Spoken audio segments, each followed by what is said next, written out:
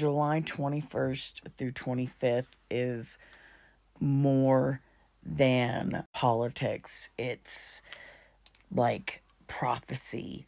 The U.S. won't be able to spin the truth. Israel might figure out that they can't hide harm anymore in Palestine.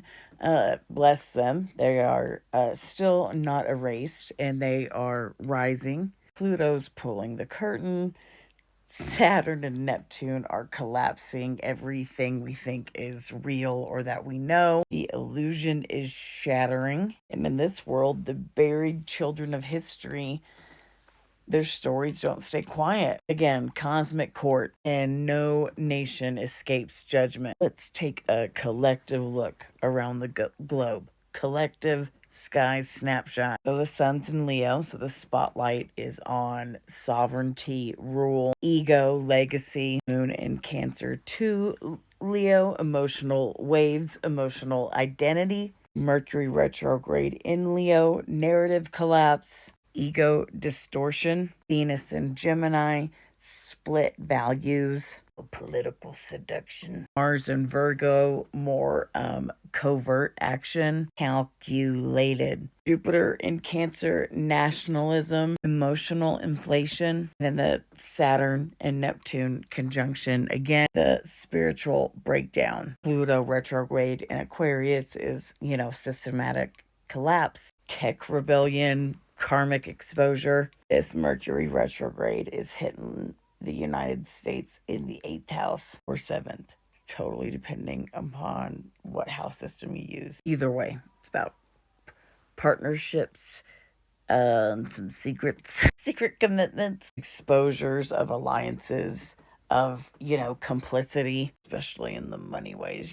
Pluto in Aquarius squares all of the United States Scorpio placement. So that's like the justice system, hidden agendas, figure it out, moral hypocrisy under pressure, private secret. The Saturn and Neptune thing is the dissolving of like the US and its exceptionalism, that illusion. We lose our mask of the moral leader of the world. And because of this, soon America won't be able to control the narrative anymore. They're trying so hard, but it's not going to work. There's going to be lots of whistleblowers. There's going to be a lot of people in court, okay? This Venus in Gemini squares Israel's Leo moon, so we can think like emotional dissonance, performative justification of dramatics, justification of violence, if you will. All performative,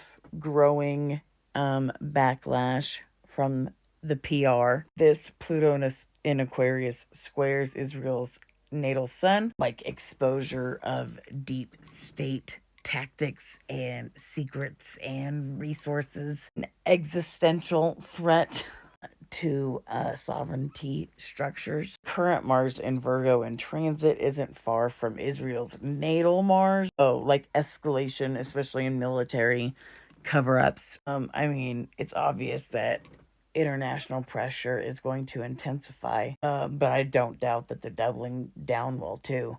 Mass surveillance spikes, spin control, very strategic attacks. So Palestine is technically a Scorpio sun, and so that would be trining the transit Jupiter in Cancer. I think that's why like the sympathy has changed, the global awareness of it. Like, now everyone knows it's real. The pain is going to become a lot harder to ignore. Saturn and Neptune conjunction, business in Pisces, that trines the Scorpio sun. A penciling. To me, that is some spiritual power that has been given back, that's been taken away by men